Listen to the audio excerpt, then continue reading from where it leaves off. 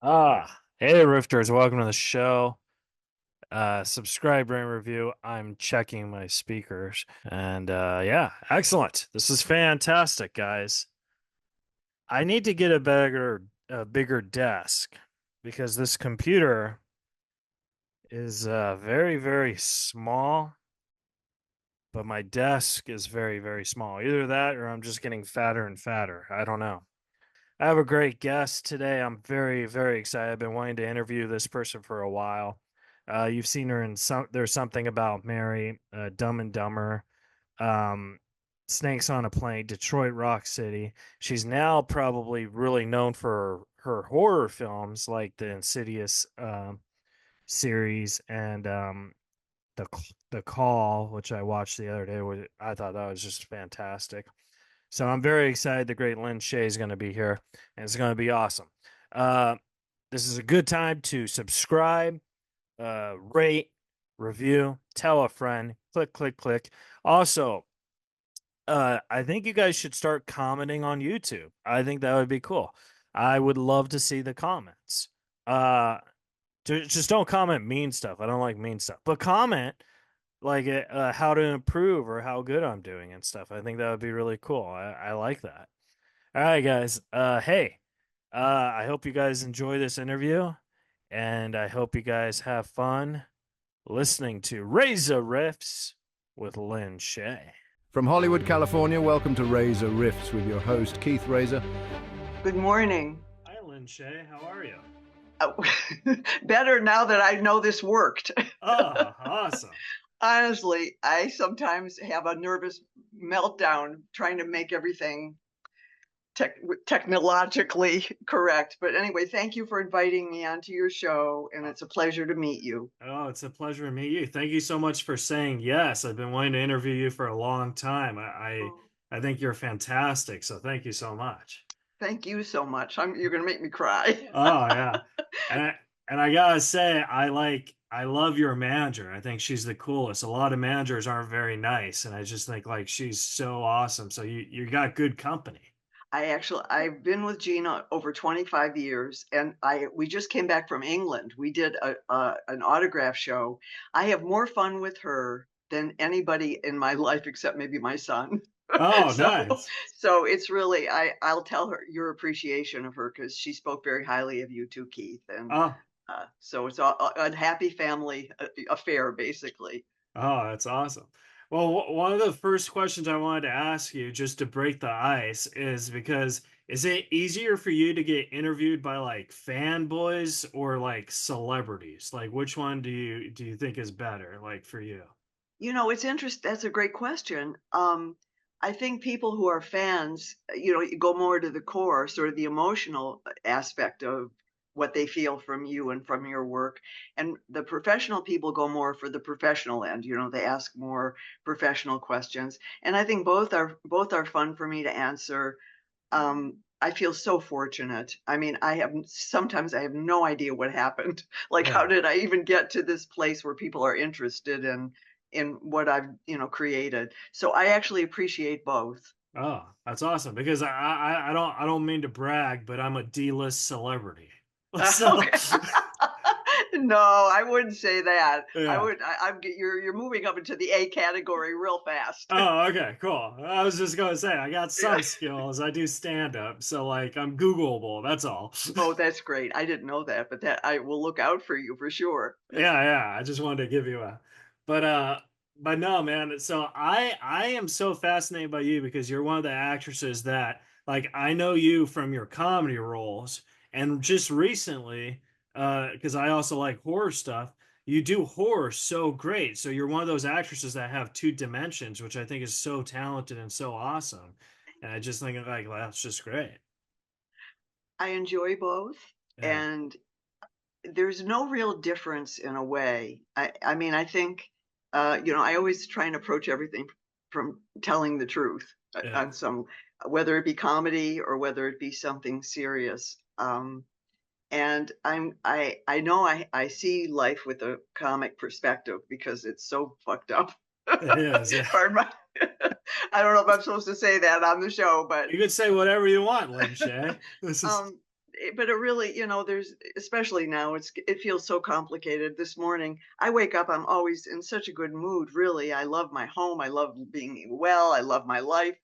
And after about a half hour online or trying to make something come up on my computer, I'm ready to pull my hair out of my head. I Right. just and it ruins my day. And I literally before we got on the show, I was just trying to get something up and figured out, and it I get such anxiety when I can't figure it out because I'm used to being able to control what I'm trying to do, and this is like always ends up in foreign territory. So actually being an actress and being able to, in my own words sometimes tell the truth or use other words to express my feelings is really a freedom for me compared to real life these days. It's Yeah. You were talking about anxiety. I was wondering, do you ever suffer from anxiety when you're doing roles and stuff? Like when you're in the moment? I don't think so, because it's so important to be in the moment that if that's what's happening, you don't pull yourself out. Sometimes it serves you well. I'm getting ready to do a film in Alabama in the next few weeks, and Oh, that's and awesome. yeah, so I'm looking forward to it. She used to be a hippie, and it's kind of it's about cultism. It's about having been it's about a woman who was in a cult, and then it has sort of supernatural elements to it. But I find when I have something to work on, I become really obsessive, and I Yeah. wake up in the middle of the night taking notes sometimes. And so I think my anxiety is usually leading up to the role, but once you're there, you have no choice but to be in that moment, and sometimes it generally works for you. I mean, even if lines, like, I realize, there's better writers than others, some Oh yeah. people. And so, I mean, not to say anything, I'm very happy with this role I'm gonna be doing, but I feel like the character could express herself sometimes a little bit different than the way it's written to make it more her, that it. And so right now I've been trying to sort of hone his ideas into a little bit more of a colloquial, and the way this character, her name is Dottie, would work. What would she say? She's a hippie, Yeah. and she still has some of that in her, and she uses the word shit, and she says, this is, or this guy's a weirdo. I mean, that's the way she would express it rather than it being literary, anything that's literary. So I think, just to answer, I'm sort of digressing from your question, but No, I love that. well, I mean, anxiety follows me wherever I go at Yeah. some level. And my protection is I love myself. I mean, I think I don't think I'm very smart in the way I wish I was smart, but I think I have, again, my goals in my life are to always tell the truth, through my emotionality and through my intellect. So both things you hope kind of come together.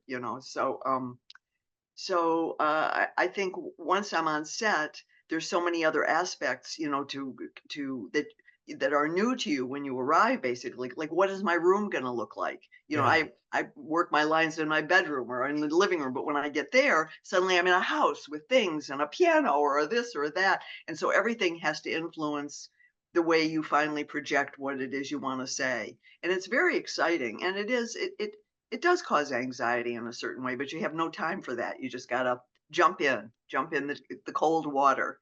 No, for sure. And I was gonna say, I think that that's just like, I think every human feels they're not as smart as they can be. You know what I mean? So I feel like that's just, because the truth is there's always going to be someone smarter than you, and there's always going to be someone smarter than that person. I feel every person feels that. You know what I And mean? there's so much information now; it's overwhelming. Yeah. Just to me. I, Especially AI. Like, holy Lord. don't even get me started. I'm terrified of it. Oh my God. Uh, I Yeah, I mean, and we're not even at the tip of the iceberg yet. I oh mean, no. But the way it's going, it's like, it's kind of terrifying because we can live forever and not know it. You know what I mean? we probably will. The only thing is, I hope they get to the point where at least I know it. uh, but I wanted to ask you was something about Mary because I think something about Mary is one of the best comedies of all time. I do too. And Thank I you. also feel it's one of those comedies that people are probably too afraid to make now. You know what I mean? I do know what you mean, and I think the Farrellys, I don't even think they knew exactly when they made that how the longevity it was going to have and the impact it was going to have on people. Cameron, I mean, it was really her first movie. She had done The Mask, one other film, I think, before that with New Line, and um, it's still. I don't think she's ever never come up. She's sort of got into other things as well as acting. Not long after that, actually, but they created something so fantastic, and I was so fortunate. I did Kingpin first, though. Yeah. I mean, I have a little history with them. I was actually Dumb and Dumber, which was their first movie, was produced by my brother. My brother is New Line Cinema. He created New Line Cinema. Bob Whoa. Shaye. Yeah, Bob Shaye's my brother. Whoa. So I got some scripts to pitch you. he's not doing it so much anymore now, but those were the beginnings. This was 1960. I don't even know, 68, I think. Yeah. And or 77, I can't remember.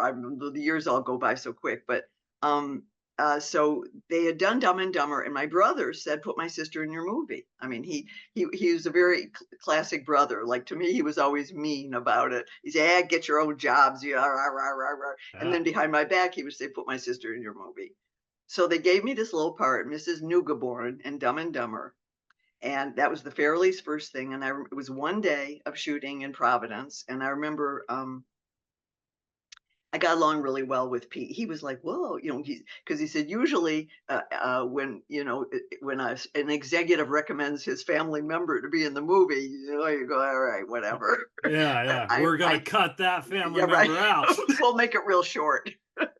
But instead, I had all my ideas. This woman loved her dog, so I wanted to make my hair look like a French poodle, and I had all my classic sort of actresses thoughts about this small role, and it worked really well. And Pete was like, whoa, your sister did a really good job.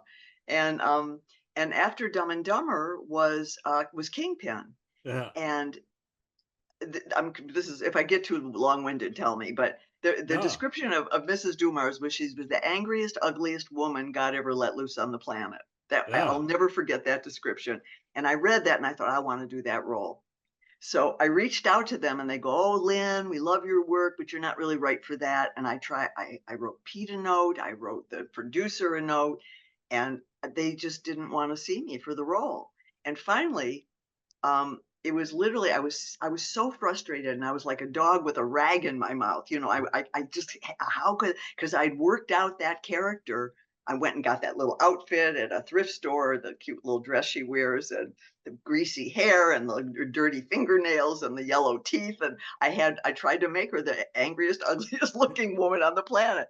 And I was all ready to go. And so Yeah. finally, I called Steve Stabler, who was one of the producers on the show. I'll always remember him for this.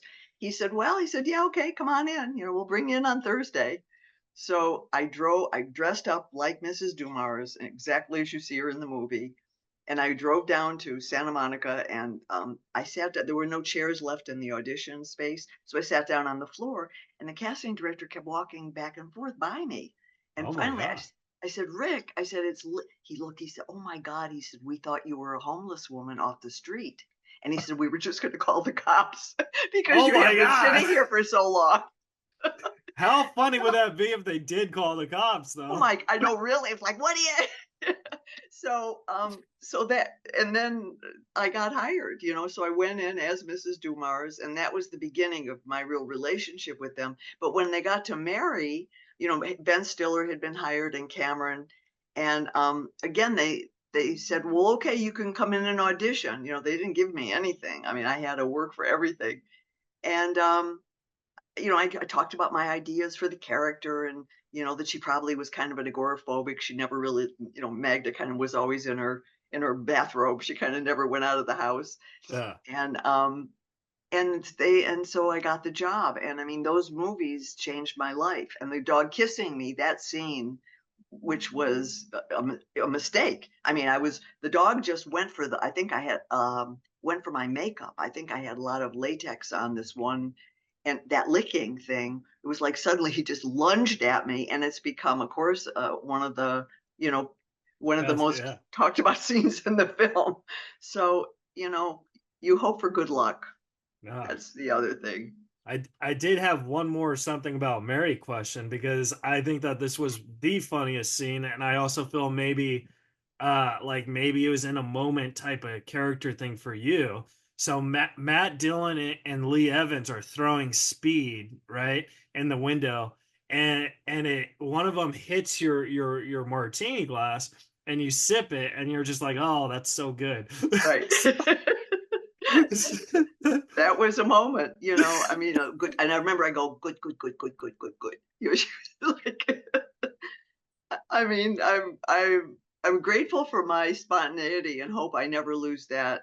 I hope I never lose that, Yeah. because those are usually the golden moments, that, and that's why I'm never afraid to go outside the little box that the writer has, even though they were strict about their lines. I mean, Oh yeah, definitely. they were very, what they wrote was what, Kingpin was. People quote those lines all the time. What is it about good sex that makes me have to crap? That was their line. I didn't come up with that, or nor, so, but I've just had very good opportunities and have been very grateful that I've been able to follow through. And It's here we also are. pretty amazing too, because you were vacuuming and you picked up the whole couch by yourself, and then Cameron Diaz couldn't even lift it. So I was like, whoa, Lin Shaye works out. Well, that was a little bit of a trick. I told them they had it a little bit it was on a little bit of a jack, sort of. So, we made it look like it was real. And Cameron sold it. Cameron is wonderful. I have very rarely seen her since doing that film, but she was so great to work with. They all were. And so was Matt Dillon, and, everybody. It was a really kind of charmed piece of entertainment. It was well written, and everybody got along great. And Yeah, it changed my life. So yeah.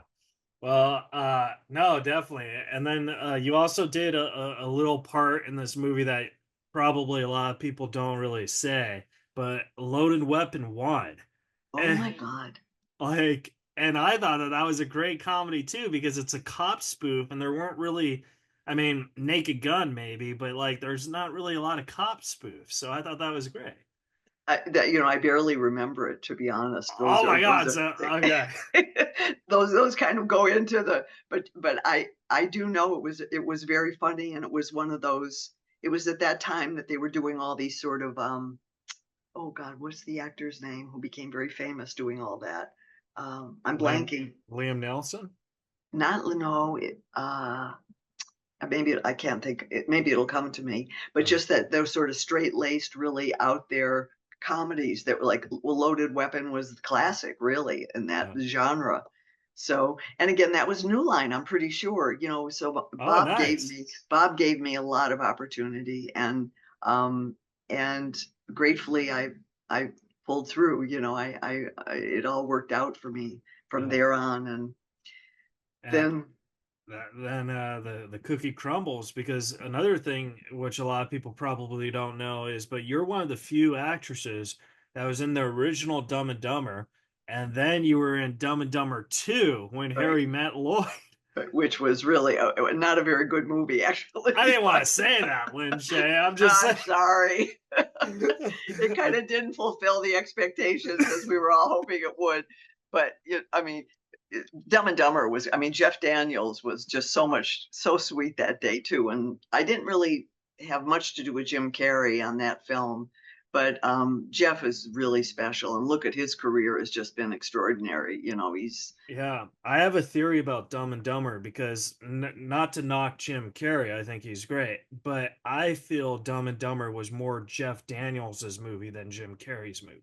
I think you're right. I think you're right. And his character was so funny in that. I mean, the two of them were hilarious together. But Yeah, he pulled off that character. Very few actors can really do that. You really bought that guy. That Yeah. sort of this sort of earnest, goofball that he was. And the dogmobile, I mean, that was actually one of the things that, in the very first one where when he gets out of the when he's driving Right. driving the dogmobile, and he's just with his hair, he kind of gets out of the truck, and he's just all over the place. He was great and really fun to work with too. The A little bit. Dogmobile has to be like something like unless they use it for Dumb and Dumber 3 or 4 or whatever one we're on, but it should be in like a movie cinema museum. You know what I I mean? Like agree. that's a classic car. Yeah, it really was. I don't know what I never knew what happened to it, but they really that was those were really fabulous films. I don't know if they could be made anymore today. We've gotten a little too AI sophisticated with Yeah. stuff is crazy, but And they were. plus people's humor have changed too. You know what Yeah, I it mean? So has. like everyone is a little too sensitive nowadays, I feel. But maybe that's just me because I'm a comedian. I don't know. You know what I mean? No, I think you're right. And also the temperature out here in the world is pretty awful. Yeah. It's pretty scary. I'm glad I've had the experiences of before, to be honest, to grow up in this right now.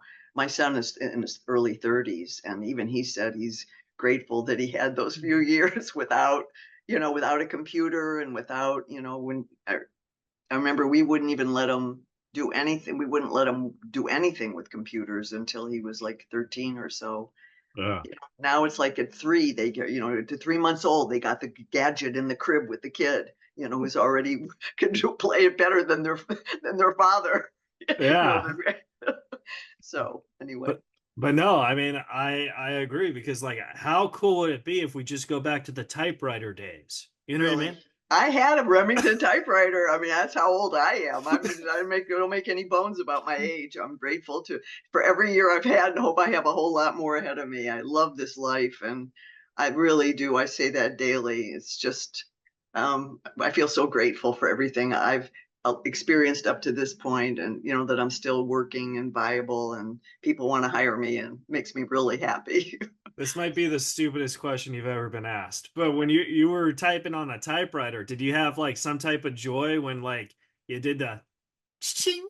Yeah. Oh, totally. Oh no, totally. There's a whole rhythm. It's like bum ba-dum. It's like that. It's like bum ba-dum bum bum.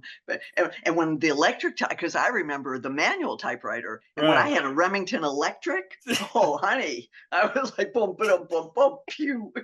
It was like a do do do do do. Wow. It's like a little musical jazz type Totally, of thing. totally. Yeah, and I miss that. Now it's like I can't find the thing, and what do I push here, and where am I supposed to do it? Why did it disappear? And then it's like, did it save? Did it not save? I'm Really, so really.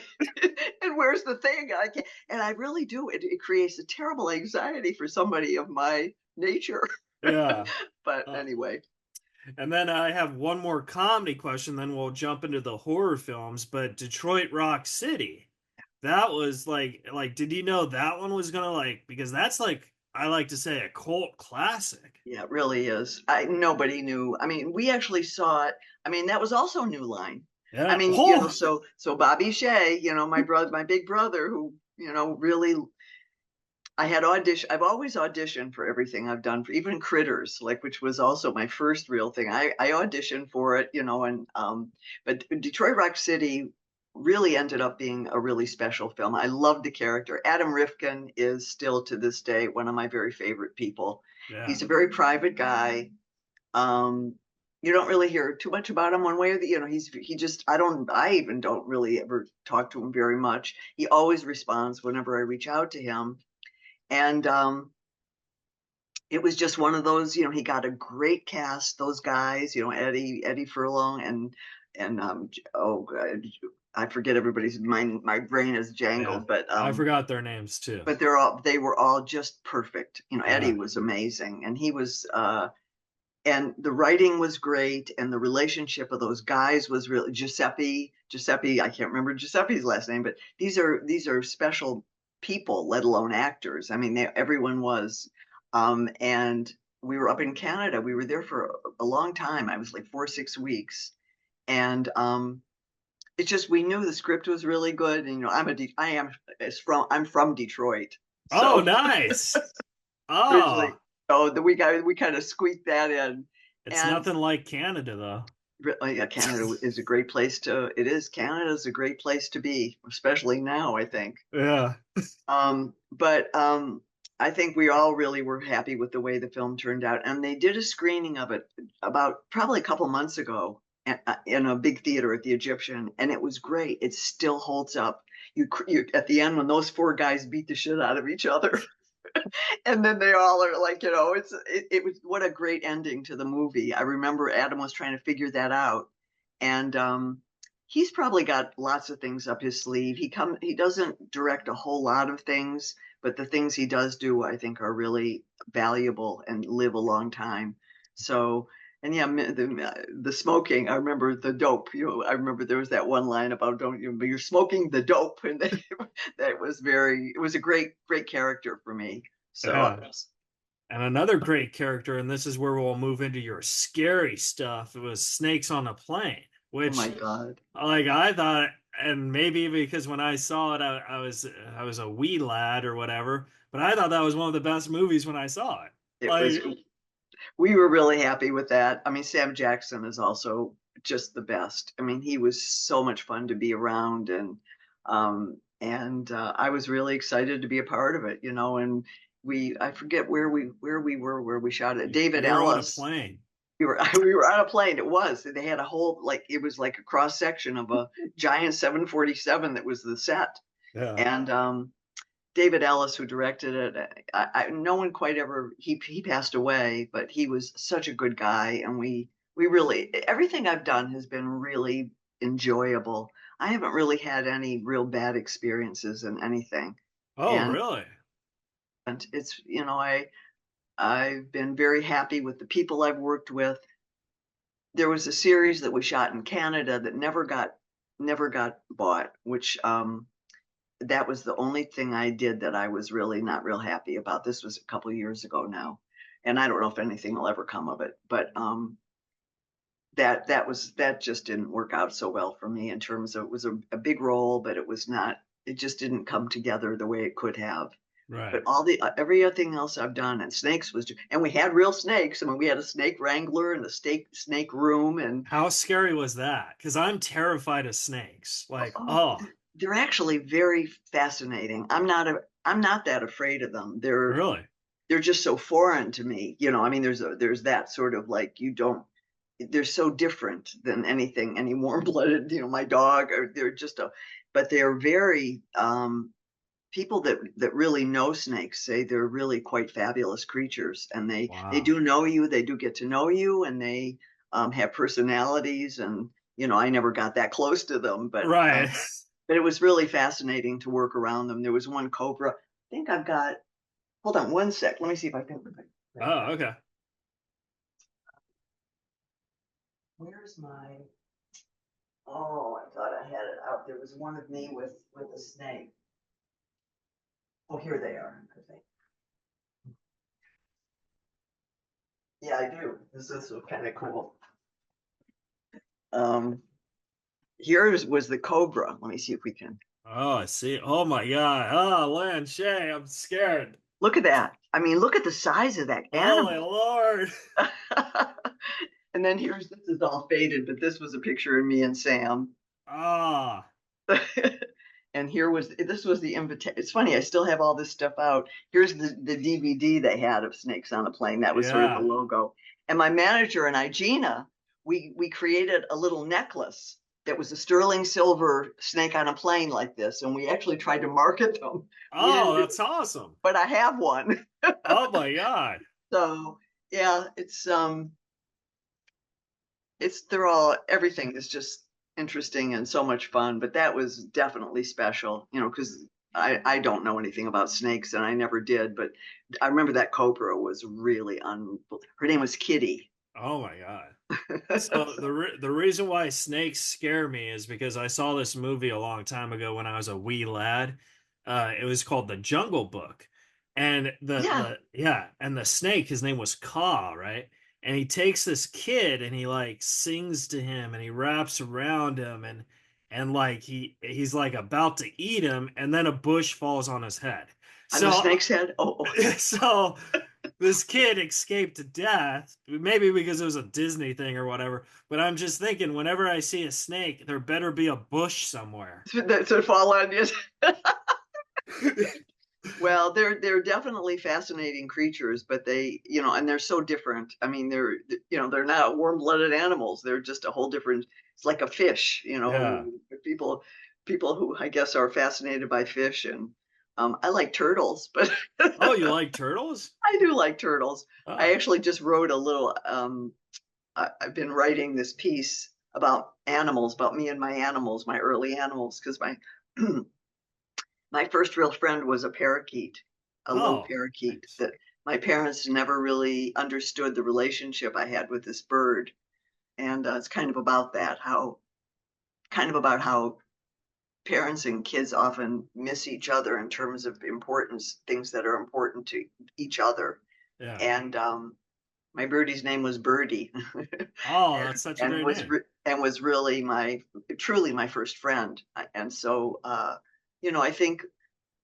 I think it's important. This is a little digression, but it's important for kids to have an experience with animals, to watch, see the impact they have on them. I remember being somewhat fascinated in sort of a weird way.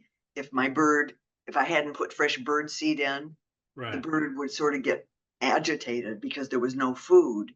And there was something fascinating about watching or experiencing the power that I had by being able to then give him food, and how grateful he seemed, to be able to. It's kind of playing with life and death a little bit in a way that only children really understand, I think. It's not, Yeah. there's no malice there. It's curiosity, about life. Well, for sure. And curiosity, I feel, is probably one of our biggest tools in our brain that we have to continue using because, like I said earlier, you could always learn more. Even the smartest guy in the world can always learn more. You know what I Yeah, mean? yeah, I know I do. So I've been grateful that all the, experiences I've been able to have, even on set with animals and stuff. So Yeah. Do you know anything about polar bears? no, Oh, them I don't. They're except that they're beautiful and they're disappearing. That's the yeah, only yeah. two things I know. Well, I know something about polar bears that you could like impress your other celebrity friends with if you want to break the ice. You know what Okay, I what mean? is it?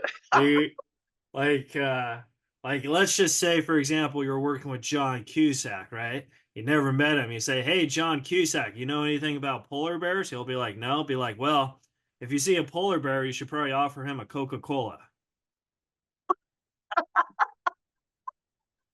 Okay, I'll remember that one. And he'd probably go, okay, yeah, He'd be like, "Lin Shaye, I love you yeah, because yeah, I have a Coca-Cola." that's very, very funny. Ah.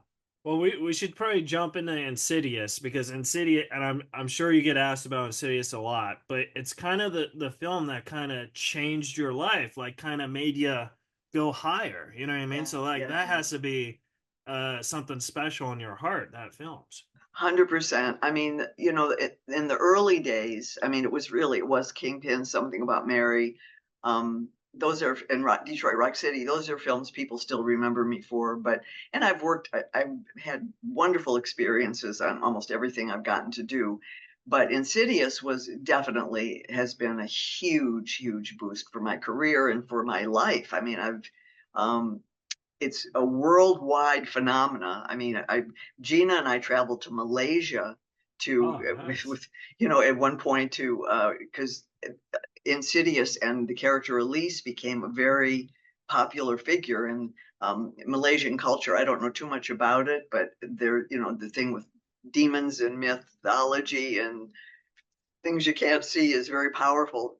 Their spirituality is very powerful, different than us here. I think Yeah. in the U.S. primarily, and um, so and it happened sort of out of the blue. I met James Wan.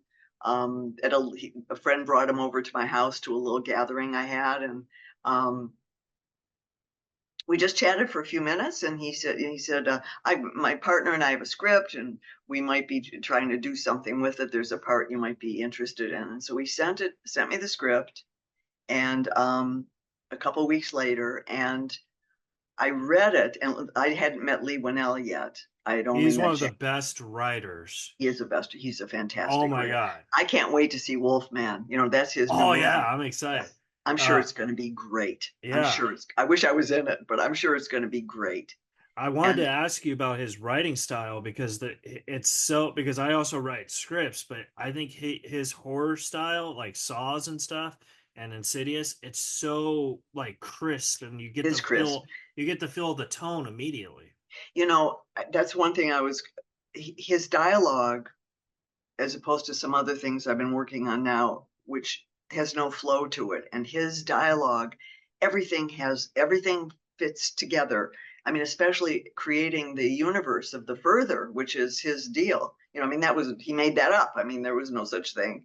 Right. But it is so beautifully expressed and grown. You know, it's like it's the stalk is there, and all these different things that come off of it made it almost easy to remember the dialogue, which was complicated. And so when they sent me the script, I just remember Elise talked a lot. That was because she's basically setting up the universe of that Right. they're going to be living in. And um and I said, sure, it looks, she talks a lot, but I'll, try and do my best. And literally within, I think, 3 weeks after that, we were on set here in LA. Um, a, it was like a 2 week shoot or 3 week shoot. It was really short. Most of it was shot in 8 days. I mean, it was just like this rapid fire. And I remember James, the first time he showed us a clip of it, um, he said, "You think this is any good?" And it was Elise talking about the further. I said, "I don't know." He said, "Maybe we shouldn't kill you at the end, because what if people like it?" And I said, "Don't worry." It's like, It's a good thing so they did it because it's a you're ghost. in all of them now. Right. I said it's a ghost story. Don't worry about it. And but it was really crazy. And then we shot that first one, and of course Patrick and Rose were just wonderful, and that was a really, really good. It's still my favorite. It's my favorite script of all of them still. Yeah. And they showed it at the Toronto Film Festival, and it went through the roof. They had 2,000 people just standing cheering. At the end of it, and of course Sony bought it, and suddenly And it Elise wasn't became New this. Line. Wasn't New Line. No, it wasn't New Line. That's right. And it was really probably the first time. I mean, I worked for a lot of different companies, but New Line was really, Bob put me on the map. He did, my Yeah. big bro. I love him to pieces. He's good, really smart guy. Good And peeps. You got good peeps. yep, yep, for real. And James and Lee have remained very, very much a part of my life. Oh, So, that, and we'll see what's going to happen next. There's another one looming possibly, but now it gets more complicated with studios and money and blah blah blah and timing, and it's so we'll see. But there's room for the universe to continue if they decide that yeah. that's what they want to do. Now, I apologize for this next question because I feel questions like these are a little hack, like what's it like working with whoever? But I wanted to ask you in a way, like what's the difference about working with Lee as because you act beside him, you read his stories, that's his script, and then he's also directed a couple of these Right, films. So right. like there's three different work ethics there. And I wanted to know what's that like? I think he was more nervous about it than we were, because I remember Okay. when he was going to direct, he was like, because Lee is he wears his emotions on his sleeve too, which is the way he writes, and that's why he's so gifted. I think, and he's so smart. I mean, he's Oh yeah. so smart and got such good taste. He just really gets it. He knows what's missing, and he's really a fan. He was a fantastic director to work with, and and would write on the spot. I mean, I think he's one of the most gifted artists I know. I mean, he and James too. James has now moved into producing much more than writing, and he's sort of changed his program a little bit. But Lee is still, writing, directing, and acting. I mean, he's a terrific actor. He has Oh Specs and yeah. Tucker, are some of the favorite parts of people's favorite parts of the movie. So he was very for me as an actress, there was nothing I couldn't ask him or that he provided information for, um, in a really soulful way. If I there was if I had a question, he would not just answer the question, he would fill it in so that you really had a feeling of what he wanted and what you could do with it. He was So terrific. he'd play a podcast for you, Totally. basically. Totally. He's really, really gifted. I love the guy to pieces. I just Yeah. think he's amazing. He's also very inspiring because, like, especially for my generation, like my dad's generation, I would say Sylvester Stallone because he wrote Rocky and he got Rocky made. But Right. Lee wrote Saw and he made Saw like with James for like maybe $10,000. It was 8 minutes, and then they got it to become a real film. Right. So Right. like that's just like, dude, you're making your own dreams come true. That's Totally. fantastic. And they often, when they came from Australia together, they slept on people's couches trying to get their 8 minutes, turned into a movie. No, Yeah, they really started from nowhere, from scratch. And they've taken different paths. I mean, I know they're still friendly and friends, but they probably won't work together. They're sort of taken different divergent paths. As I said, James is more, atomic, what it's called, Atomic Boy, or I forget the name of his company now, but he's merged with Blumhouse, so now they're a really big company. yeah, And between James and Jason, it's heavy shooters. for sure, definitely. So, and they're making a lot of content, and Lee has kind of stayed within his framework, more so. But both those guys have changed my life. I mean, you know, Yeah. so I wish I let them stay on my couch a few years ago. really. But we should talk about because I saw this movie the other day and I thought it was fantastic. But we should talk about The Call because Oh, I thought, because I like these horror films, and plus, there's a little reference with Tobin Bell. He's in it, and he was also in Saw, and you've worked with Lee, so like there's that Saw connection there. So I just right. want to know, what was that like? How did that come into your lap? Because you were like the main person in that. You know what I mean? Well, Timothy Woodward, we have a kind of a story about him too. He's also an amazing person, and I think really talented writer and director. Um, and he had this movie that he wanted me to be in, and he hunted down Gina. I mean, literally sent flowers to her and Kind of tried to like get what her I meet. did. Totally. But I mean, he just wouldn't leave her alone until she met with him. And we had a very funny. He just got married to a wonderful young woman, and I wrote this little thing about the first time we met Timothy, because he finally got a meeting together with me and Gina, and we were at Sony. We were actually on Wilshire Boulevard at Sony waiting for him. And suddenly we see this guy traversing traffic, running across Wilshire Boulevard, like dodging cars and buses and running and running and running. And he's in a suit. And we go, oh my God, it's Timothy. Oh my And god. he didn't want to be late to the meeting, and he was like sweating like a pig.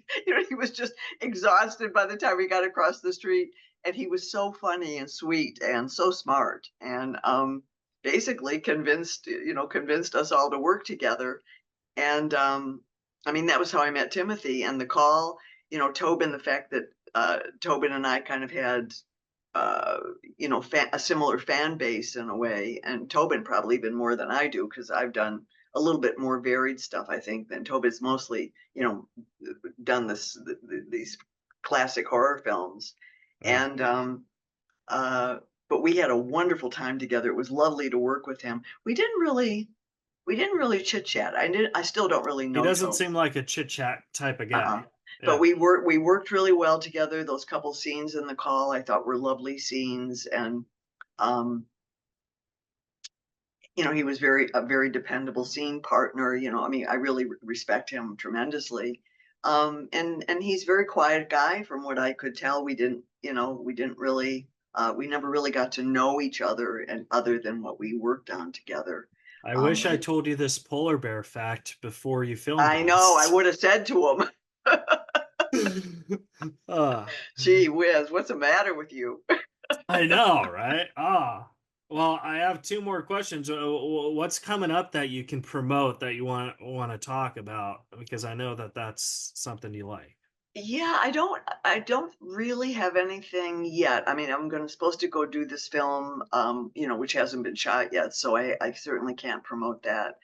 Um, I don't really think there's anything brand new. I'm trying to remember. I live so much in the present. I go, what did I do? When did I work before? What was I Okay. doing? But I sort of I love working. I love doing different projects. I love trying to find the heart of the character. And I will, when there's something that I feel is ready to go, I'll reach out to you and we, Please just do, get. because I feel like you're my best friend now. Oh, Like, well, yeah, yeah. Look, we talk about polar bears. I mean, what else is there? yeah, that would be awesome. I would love to. If I had my way, I could interview you every single day. So, Yeah, like, and I did one thing. I did a one woman show, a piece of oh, theater that was pretty fascinating. how was that? It was amazing. It was just amazing. I started writing. This is kind of a digression again, except that we did film it finally, so there is something kind of to promote.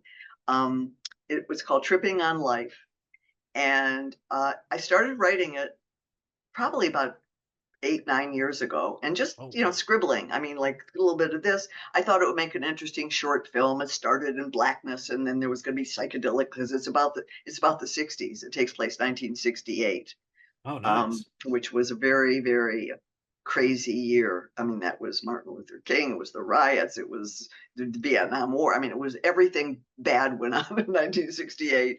Everybody died. Kennedy was killed. Robert Kennedy was killed. Everybody was. It was really the year that was is what I say in the actual story. So, and then Gina again had this friend. His name is Robert Galinsky. He's a New York writer, director, and actor. He does a one man show actually, which is great. And he's a really amazing guy. And he did his show here in LA, and I went with Gina, and I'd seen him do it before. It's a pretty interesting, wonderful show. And at the end, I'd showed these 10 pages to probably a dozen people over the years. And Yeah. everybody would say, yeah, it was really cool. Was, oh, you're really cool. And so I said to Galinsky, I said, would you look at 10 pages I wrote? He says, yeah, send it to me in the morning. So I did. And later that morning, I get a little call. He says, keep writing. So I said, okay. And so he said, I'll check in with you. We'll Zoom again on Tuesday. So just keep writing. So I started writing more and filling in, and we'd do a Zoom call. He said, okay, read me what you got. I'd read it to him. Say, okay, keep writing. And that went on for about 3 months. And at the end, I had this incredibly wonderful show that is called Tripping on Life. And we decided it was right during the Fringe Festival here in Los Angeles, Yeah. which is theater, a theater piece. So the Hudson Theater was where because we were going to do it. We said, let's do an evening of reading, of a reading, really. And I play all the characters. And we were going to do a little bit with lighting because it's, the 60s and all this stuff. But in bare stage, with a cardboard box, a chair, and another chair. And we did it here for 5 days, 5 performances, and people loved it. Oh my God, that's So so we, awesome. it was really fun. And then we decided to take it to New York. So we actually, Whoa. so we did. My brother and I mean, I'm not embarrassed to say it, we financed it. I thought, what else am I going to spend my money on? Right. I mean, I might as well invest in myself here.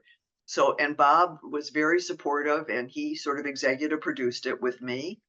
And because he saw the show here in LA, and I was very surprised because Bob is very, you know, he doesn't really he thinks I'm an okay actress. I think he thinks I'm a better actress than I know he thinks. Right. It's like, and But he's your brother, so like my brother. that's So yeah, he's that's my brother. yeah. So we did it for 6 weeks in New York. Unfortunately, it was during COVID, and it was in the heart of COVID.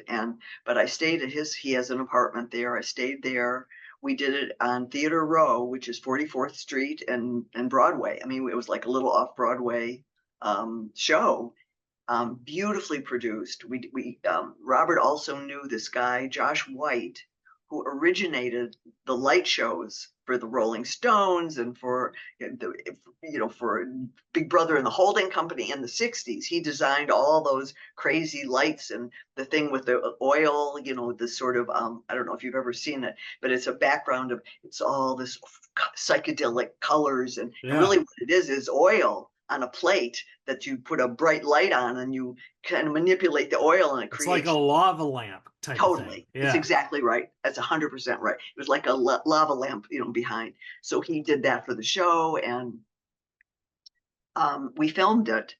And it's actually, we just finished doing the insurance for it because apparently, according to Gina, you can't sell anything unless it's insured, because if somebody steals it, blah, blah, blah. And then, I've noticed, so, I learned that the hard way. oh So yeah. God.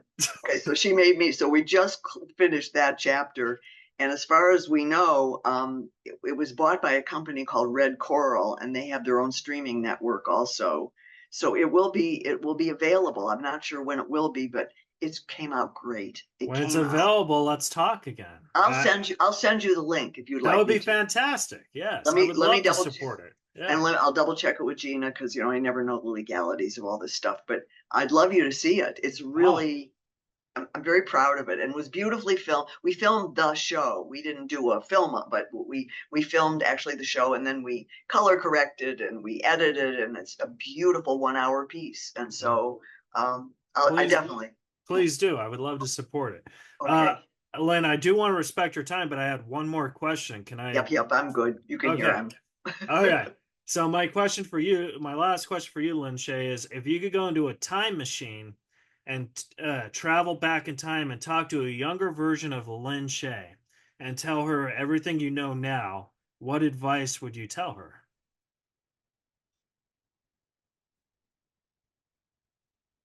Don't be afraid. That's it. That's Just great advice. go. Just go. Yeah. Go. Because I think fear really does prevent us from growth. And it's impossible not to have it. I mean, both from the way you're programmed from the beginning, fear is, and it's also a primal emotion, so you can't really hide from it. Yeah. But just don't be afraid. Don't be afraid of your own fear. Just go, okay, yeah, I feel like shit, but I'm going. I Oh, don't know if I got my makeup on straight, but I'm going. That's going to be the end of it, or the beginning of it, really. uh, So that would be my note I'm to us. I'm so glad you said that and you didn't say, "Hey, Lynn, if this guy named Keith Reza asks you to do his podcast, say no." What about the polar bears? I know exactly. Well, Lin No. Shaye, it was a real honor to meet you and talk to you, and I'm so proud of you. I think you're one of those very inspiring people, and I mean, I'm very thankful for you. So thank you for your work, and it was a real honor to be your best friend for 45 minutes. Oh, thank you so much. I will double check with Gina, but I'll send you the link to the show. I think you get a kick out of it. All right, So great. thank you. This was lovely. I enjoyed talking to you so much too. So thank you for your interest and kindness. We'll talk again. Okay, sounds good. All Polar right, bears. all right. Have a great day, Lin Shaye. Thank you. Bye All bye. right. All right, guys, that was the interview with Lin Shaye. Subscribe, rate, review, and tell a friend, and we'll see you guys next week on Razor Riffs.